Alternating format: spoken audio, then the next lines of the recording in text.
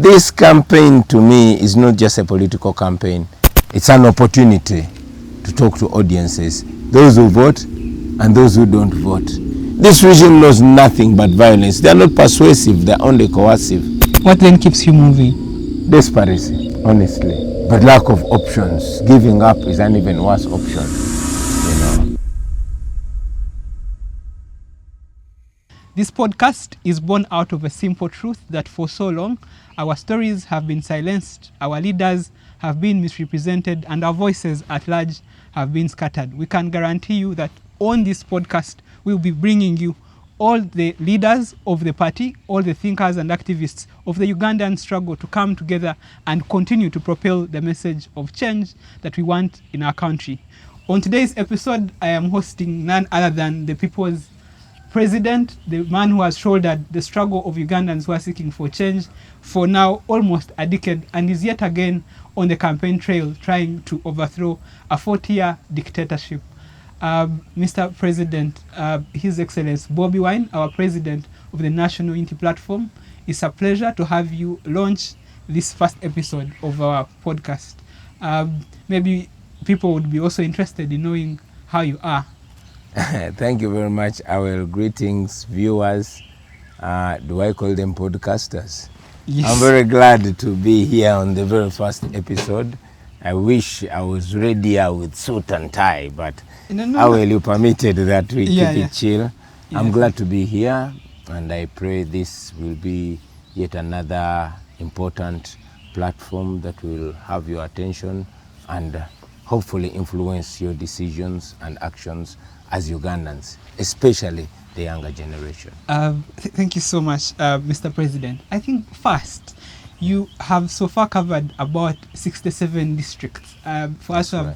Most of us have not been physically present. Some of us have been watching on YouTube. It looks very, very hectic. One would want to know where you stand as the person who is in the thick of it. How has it been for you? We are grateful to God for the love that we get from the people, for the courage that we continue having, and the many reasons that keep showing up for us to go ahead. Honestly, I prepared for worse.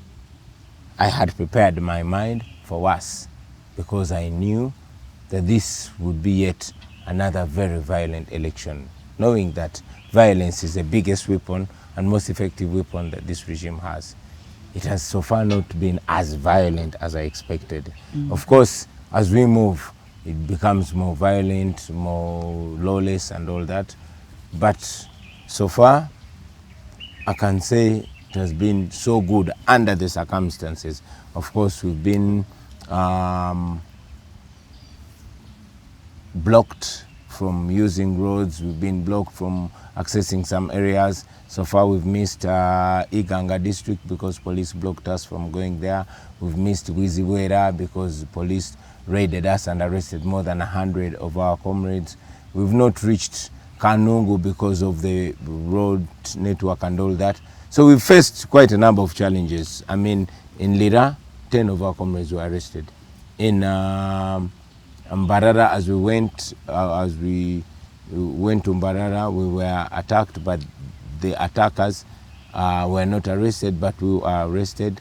More than 20 of our comrades were taken, and a day after, maybe two, more than 100 were arrested. So we've faced numerous challenges, but we have found many more reasons to keep going than give up. Of course, we talk about the absurdities that always come with the campaign trail, but I just wanted to curiously to know what have been some of those moments in the campaign that have stood out or stuck with you. I ask that because I was watching the campaign trail, I think, to Kabale, and you stopped somewhere, and then I think kids got out of the school and you're speaking to them. And the message was, stick in school, don't do drugs, you can also be a president, you can also be like me. And for me, it related, you have a song called Carolina, and I could just see the nexus. It's just the artist and the presidential hopeful. For me, that stuck with me. It was outstanding. And I'm just curious, for you, one, I want to understand what's going on in your mind at that moment. This campaign to me is not just a political campaign. but it's also a paradigm shift campaign. It's an opportunity to talk to audiences, those who vote and those who don't vote. You notice that, yes, a person like me, I'm fairly grown, but I also imagine myself in a Uganda of 10, 20 years from now. And that Uganda, you can influence it now. So getting an opportunity to talk to young children deep in Chiruhura or deep in Kabale, it's an opportunity to plant a seed of what I believe in. Me, I was in primary school when Fire retired. I was, I think, in P2 when Fire retired. Before he died, came to our school. He came with Alex Mukulu and they spoke to us on a school assembly in the evening. Oh my God, that has never gone out of my mind. I always envisioned myself dressed like Fire Rutaya and talking to kids. So I believe that that moment will also affect the children. And it's important what we tell them now. What you tell them, you are Bobi Wine, they didn't expect to see you, now they've seen you. So what you tell them will stick in their mind. And maybe you'll create another Bobi Wine. I can imagine there will be, he came, he talked to us. Yeah. Those, I think those moments never go away. For me, they were iconic.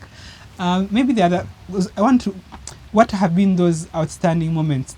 There's that scene I've told you about. There's one where they brought a sick man to come and talk to you. Yeah. Yeah. No, that guy, actually, we were the size of Bushenyi, I think. Yeah. And this young man was shot by a police officer. I was passing and waving to people. He had asked his family to bring him out from the house. So I had actually not seen him, but the guy who was with me pointed back and said, oh, there's a bedridden man in the compound that was trying to wave to you. Then I turned and I saw him struggle to wave, so I stopped the car and ran back. He asked for a hug and I obliged.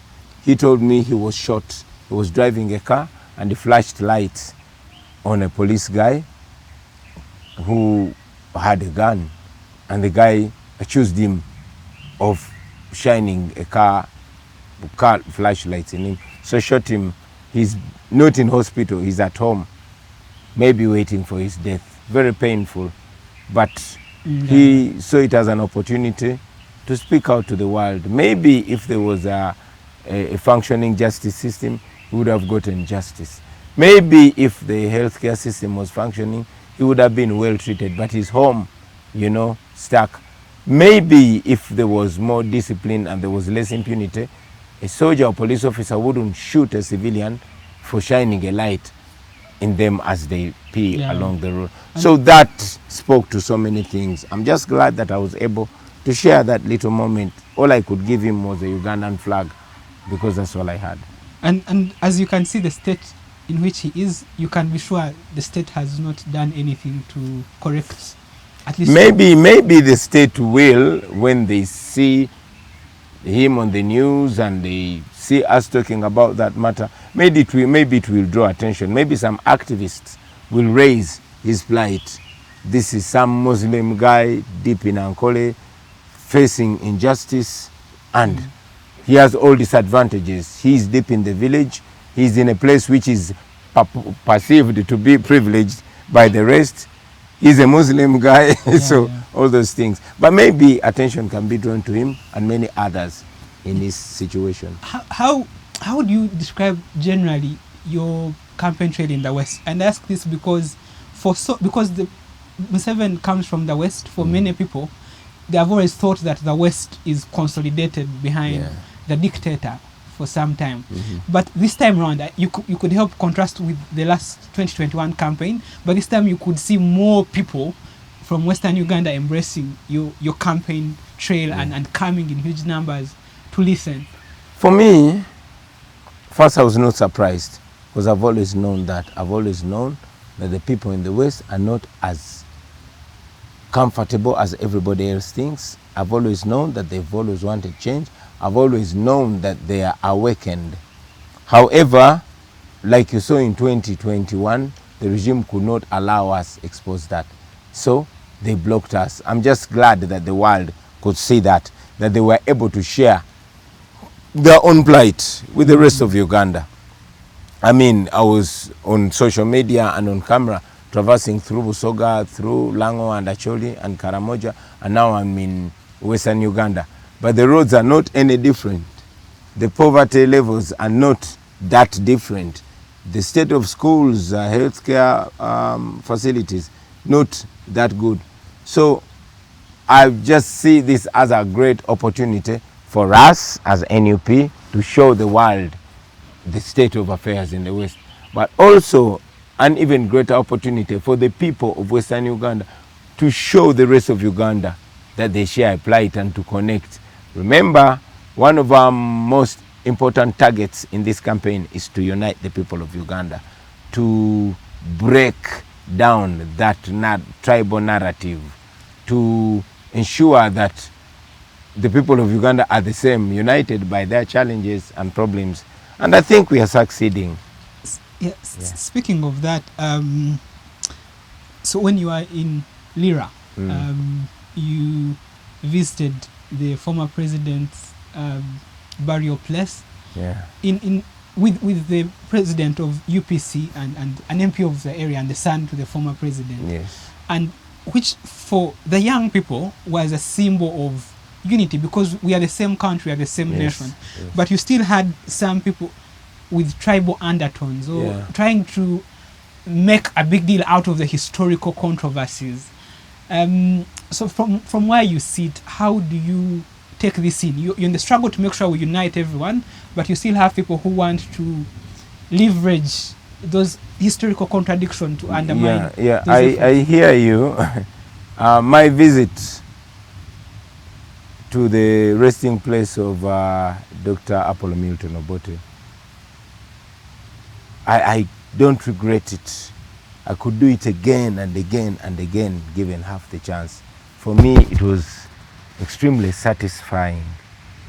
And I believe that it was not just me, but that spirit of unity that prevailed at independence has to be rebirthed in us.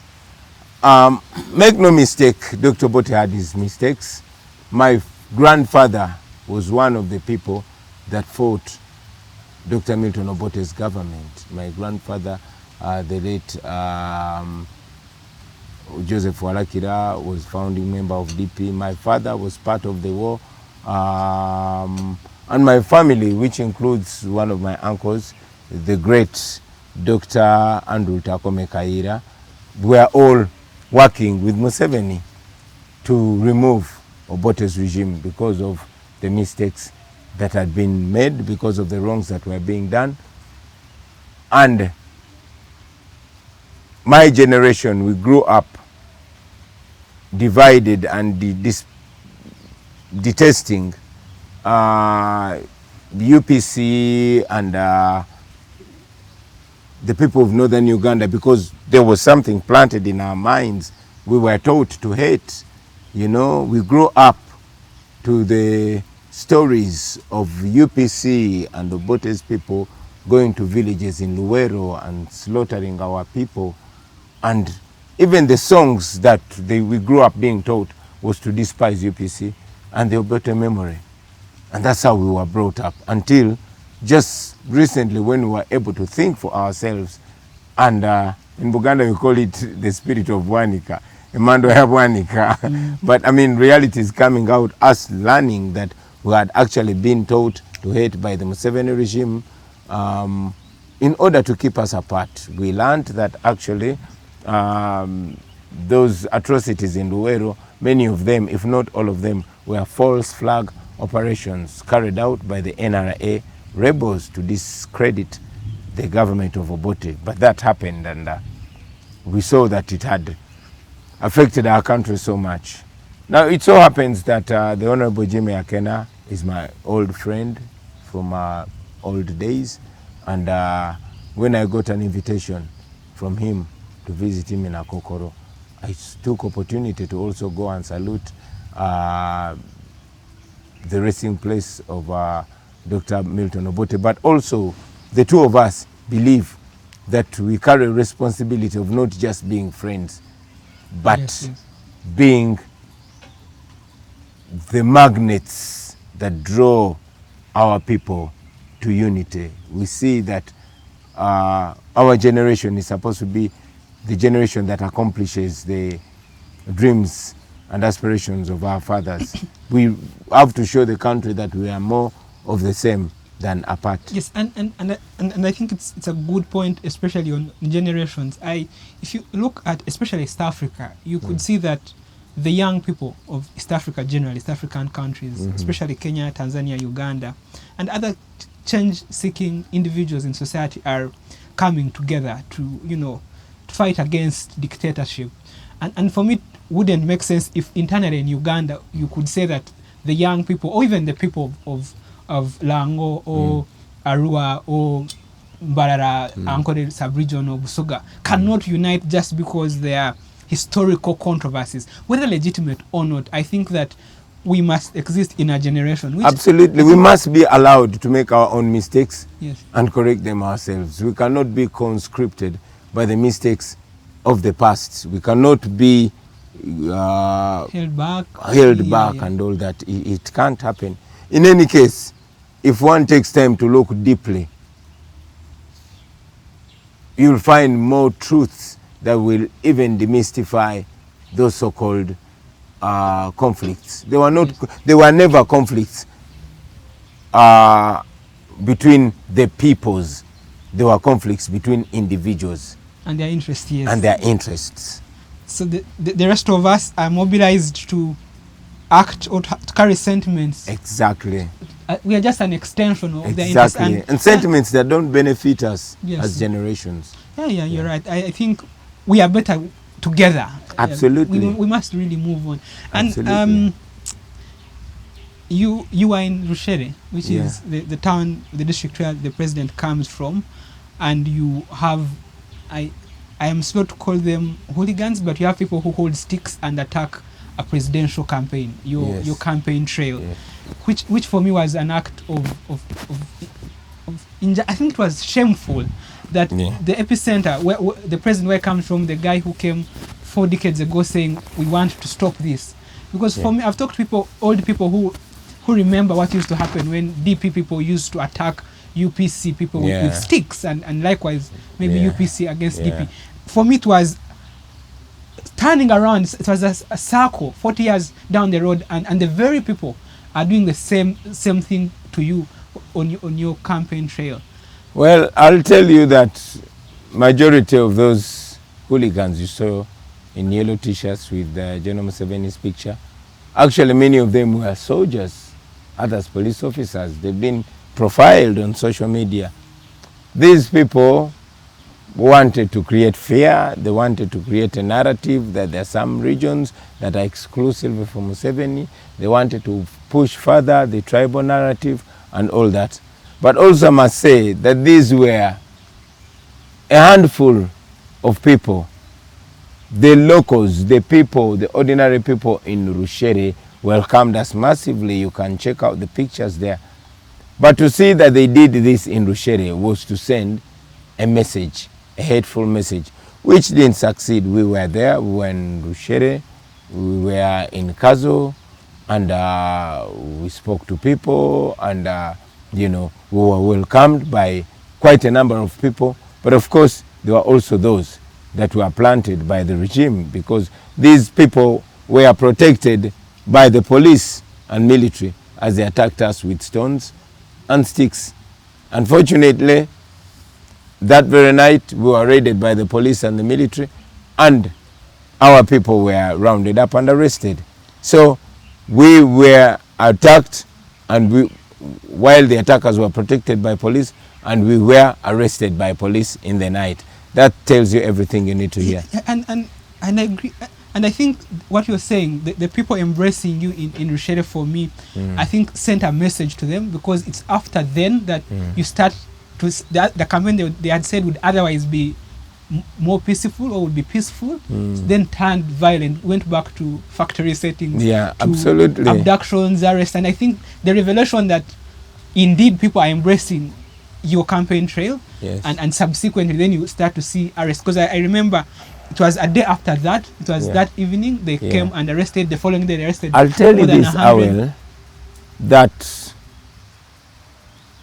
the 2021 campaign, as brutal as it was, as oppressive as it was, as damaging to us physically and emotionally as it was, it hit General Museveni's regime hard, especially internationally, because we filmed it, we mentioned it while we were going into the campaigns, and we continue to mention it, that the camera is such a very powerful weapon. So we filmed it, and we had a documentary film in it, and it went across the world. And General Museveni was unrest and his regime. So we strongly believe that this time he wanted to be the benevolent dictator that he has always tried to be, to make it a pseudo-democracy. Okay, let them nominate, but make sure that you don't nominate majority of their people or denominate others, like you just saw yesterday, one of our candidates denominated. Then make sure no tear gases are visible. However, use underhand methods like RDCs, blocking them from roads, deny them venues in populated areas to ensure people don't go there. Use taxpayers' money to buy young people wherever he's going. Make sure you pay borders or slaughter cows for them on that very day and take them away, etc, etc, etc. They tried as much as possible to restrain from violence, which should be a good thing. However, violence is the only weapon they do, because we keep going. They cut off our funds immorally and unjustly and illegally, using Norbert Mao and his antics. But we kept going. Nothing could stop us. Then they started arresting our people, raiding them at night, you know, when the media is not there. We couldn't stop going until they slowly started going back to factory settings. This regime knows nothing but violence. They are not persuasive, they are only coercive. On another chilling, I don't know if, I'm sure you have, and for many people it has been disturbing. There's a picture of Olivia Lutaya seated, I think it was at court. Yeah. And for many it's a story that's very emotional. Her story having been arrested on the swearing in death of the president in the last election, being in prison for about 4 years. She joins your campaign trail and she's once again arrested. This is a lady who you would say is not the most fortunate to have finished university, but she's just doing her bit to, you know, to contribute to her nation, to have a better country. And, you know, she has had to pay the ultimate price. I don't know. Not yet the ultimate price, and I pray she never has to pay the ultimate price, but Olivia Lutaya is a symbol of so much. It's a symbol of a Ugandan, a desperate but determined Ugandan. Olivia Lutaya defines a Ugandan young adult that refuses to be defined by anybody else other than herself. And I have so much respect for Olivia Lutaya. Olivia Lutaya suffered 4 years of imprisonment, you know, for no reason whatsoever, but because the regime wanted to create fear. Now she has been taken back again, and the regime knows, because I am the leader of that team, okay? In that parade where they say Olivia was, I was the head, okay? They say she put on a beret, so therefore she put on a military uniform. I put on that beret every day, okay? But they arrest everybody around me apart from myself. What message are they trying to send? That we can do anything to you, however unfair it is, until you sell out to us. That's what they're trying to say. But again, this exposes them further as cowards, as a scared regime, as an immoral regime, as a regime that has no respect whatsoever to the rule of law. But again, it projects every sign of a collapsing regime. Yeah. I know, and I think it's the same discussion. So about a month ago, 2 Kenyans were arrested. I think on your campaign trail. Yeah. They were they were consequently released after a lot of pressure from the Kenyans themselves, and oh my God, what they had to tell their tale when they were arrested at SFC facility in Kasenyi. Personally, I'd already interacted with that. When Noah Mutwe was arrested, he tells of the same story about how he was picked and taken to the same place. But when these guys, I think it's a good thing that someone outside our environment, who is not a typical NUP supporter, Kenyan, comes out and tells this story about how you have over 150 Ugandans being kept in what the president called a freezer. What stands out is there's a gentleman called Sam Subuga. I have seen clips of the daughter demanding for the father. Now, when these guys were on TV in Kenya talking about the people they found there, they mentioned his name. And I can imagine how many Ugandans are there, held without seeing light of day. They can't appear in court. And that's a story of many dedicated NUP supporters. Yeah, I'll tell you that this has been going on for 40 years in Uganda. For the last 40 years, so many people have disappeared, never to be seen again.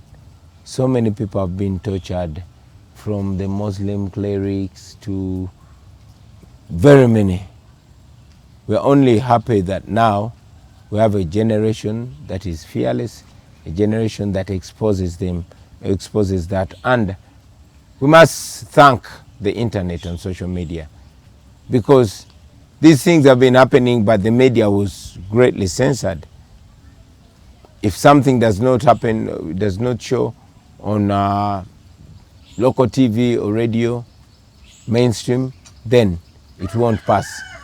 Save for a few,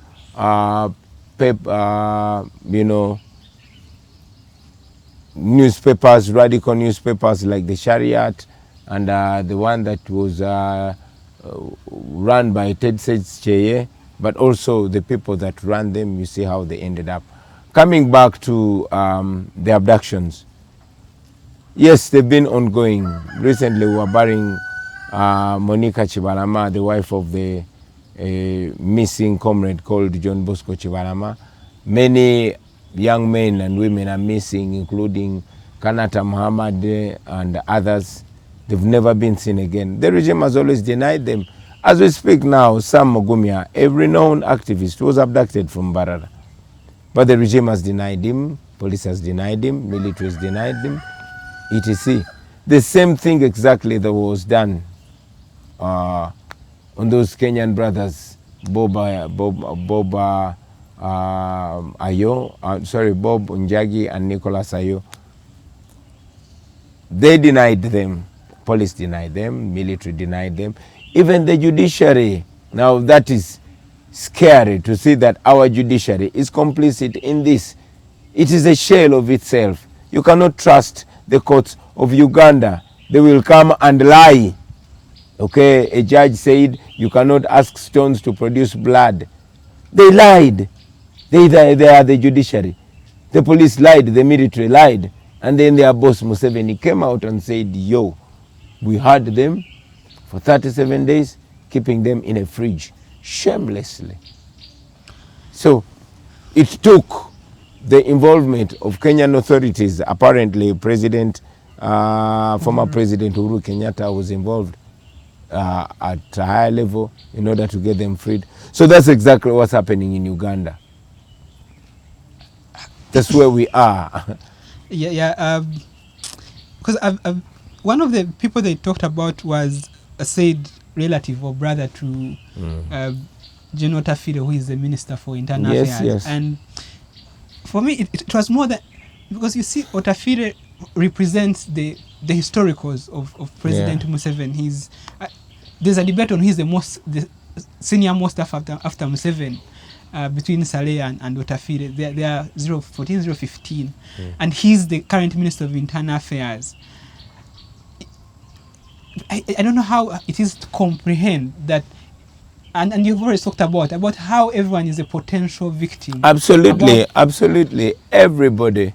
You see, until it happens to somebody, that's when they are going to really agree that nobody is safe until everybody is safe. Now, this is a relative of Kaindo Tafiri, and I think I saw General Kaindo Tafiri talking about the same.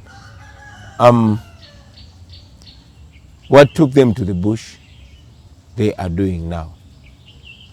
What I fail to understand is why do they think that the youth of today cannot get as angry as the youth of 40 years ago, or 50 years ago? Yeah. Yeah. I know. But maybe my question to you as an individual. You see, there are young people who support NRM. I talked to a lady who is a student leader at Maki, and I said, why do you support NRM? And she told me the alternative supporting NUP, it's a high cost. Like, it's a high cost supporting NUP. What was our explanation of high cost? She was saying you have to go through a lot. I think alluding to arrests, torture, and all those sorts of things. So there's a section, like you were saying, there are many who have succumbed to the intimidation, who want to contribute, but they say if I go the other side, I am going to pay a high price for it. And maybe what would you say to the young people? Yeah, I'll just quote General Museveni, and he has been eloquent many times. He spoke while they were burying Meles Zenawi, former Ethiopian Prime Minister, and he said in their days, as a young man, one had two choices: to resign to slavery and go ahead, be an intellectual, get a good job, well-paying job, and shut the hell up and resign to slavery, or to stand up and risk it all in order to get it all, freedom. They choose the latter. And I think any smart person, whether then or now, should choose the latter. Everybody dies, but not everybody lives. Yeah. You cannot tell me you are living when you don't exercise ultimate freedom, when you don't have the right to define yourself and to shape your own destiny. That is not living, that is existing. I'd rather live for a little while than exist for long. Yeah. Well, that's truly inspiring, and I hope that many young people there can think through that and decide whether they want to live or not. Because ultimately, like you said, we are going to die. But absolutely, you've got to stand for something. Maybe a little J, and to this podcast we are launching today. I am convinced, and I'm sure you are, that we need such forums. And I say that more because I was watching an interview of recent, a lady in her 50s who is leading the Nation Media Group was broke down and cried on set. She was talking about the price her journalists have had to pay and having to face them with broken limbs, being beaten and broken for just doing their job, which speaks to the shrinking space. The media cannot freely express itself, which is why podcasts like these are important. I don't know what you have to say about the shrinking civic space, the price, because currently Nation Media cannot cover Parliament, it can't cover the President. These are public spaces that we are supposed to be able to access and to know what goes on. First and foremost, I'll want to remind us that we are under a situation called state capture.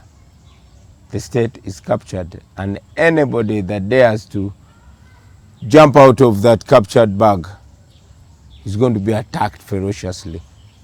That's why we are being attacked. That's why Nation Media Group is being attacked, because they dared to speak the truth. They dared to report against Anita Among's corruption, about the irregular and illegal blocking of candidates against Anita Among. And her behavior continues to show the behavior of the regime, blocking the media from an arm of government, from parliament, from public business. It's because they want to do something wrong and they're doing wrong things there, and they don't want an independent media to speak about it. Why would you close the door to some cameras and open it to others? What are you hiding? The same thing with Museveni. They make sure that, you know, the authentic and independent media does not cover where he does the campaigns, because there's a false image that they're trying to paint, a fake image of support.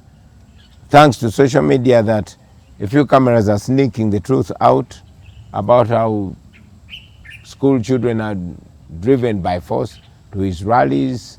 Now the school children are speaking out by themselves. But these other outlets would not, and they will not. Yeah. And so speaking of that, I think also we don't talk about the irresponsibility of the regime.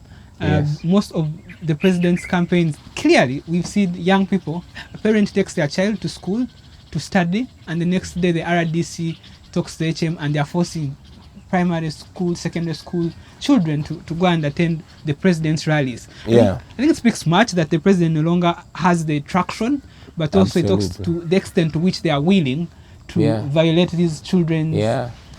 Yeah. It's unfortunate that our children that are supposed to be in school are not studying.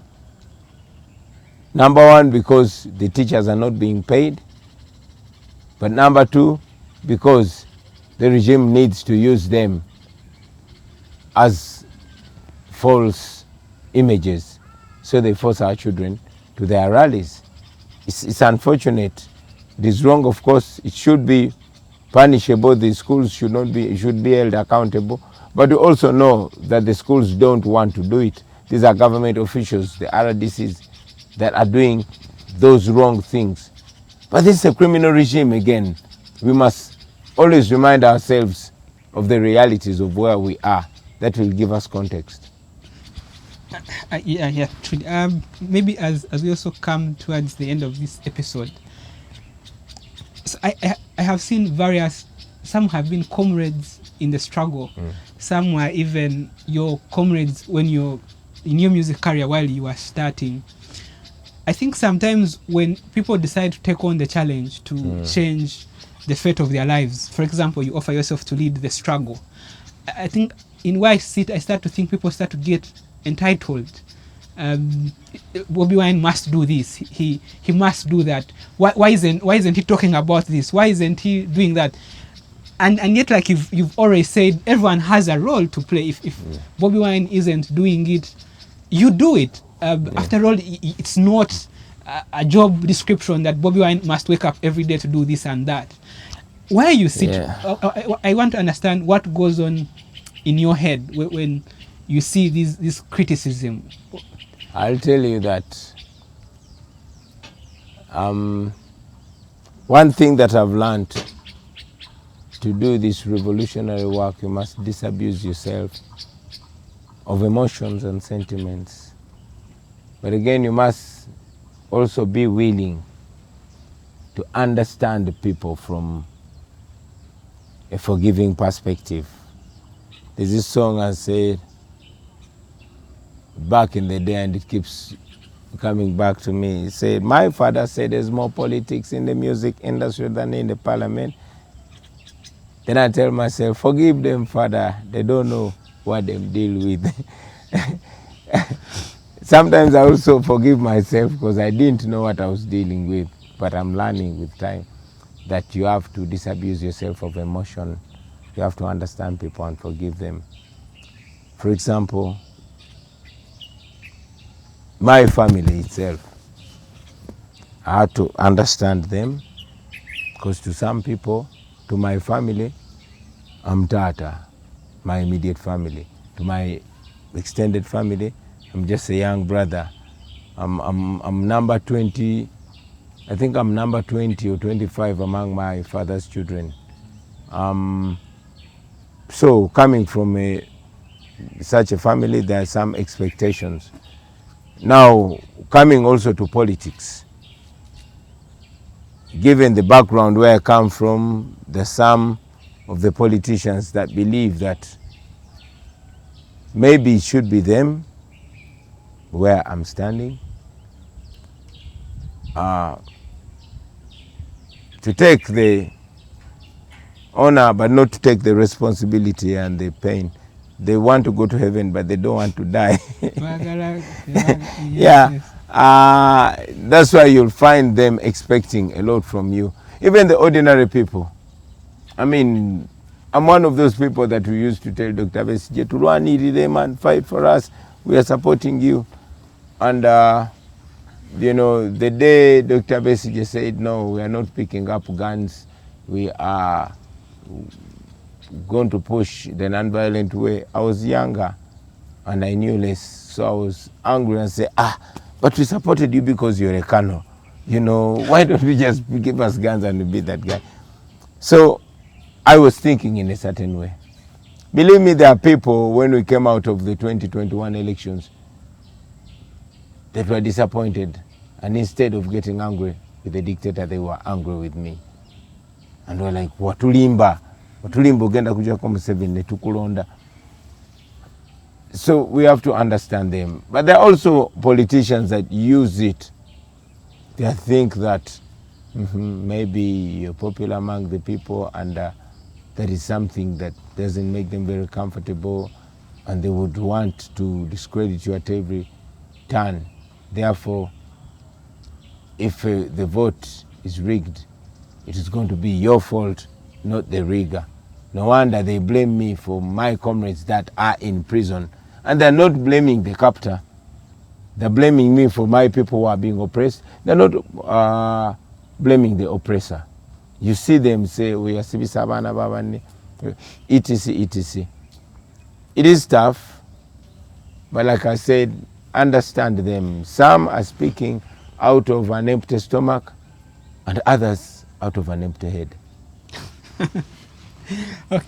There's a picture, I think it was posted by the SG Lewis's X account of putting on a blue mask with full of dust and a tear. I think for me it sort of summarized what you have to go through. My question is, what you've just talked about and the people who have been arrested, the Olivias, what you have, the ultimate price you paid before 2021, Arua and all that. Are there times when you ask yourself, how did I get into this? Or when you ever have second thoughts about this responsibility that you took upon yourself? Yes. Many times. Very many times, honestly.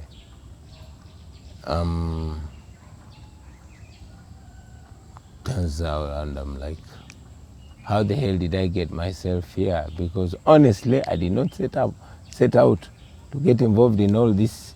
It's just one thing that led to another. It was this anger, and we sat down with Nubian and my other friends in studio, said, but why don't we challenge these people? Let's take the ghetto to parliament. Now that step is taken. Reaching parliament and you say it's messed up. You say, oh, the problem is at the top. Let's shake the top. And then you shake. One thing leads to another. And it's like a boat. Once it sails off the harbor, you turn around and there's no turning back. So second thoughts and thoughts of turning back, no. What keeps you moving? Sorry? What then keeps you moving? Desperation. Honestly. Not bravery, but lack of options. Giving up is an even worse option, you know, because I know the guy I'm dealing with. We know the people, the kind of regime we are dealing with. So what keeps me going is the fact that there's no turning back, the fact that the people around me are even braver than me.